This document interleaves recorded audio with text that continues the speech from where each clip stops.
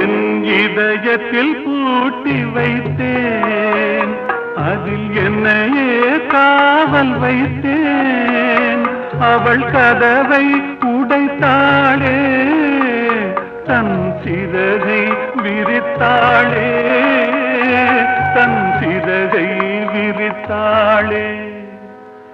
அவள் பறந்து போனாளே, என்னை மறந்து போனாளே. நான் பார்க்கும்போது கண்கள் இரண்டை கவர்ந்து போனாளே.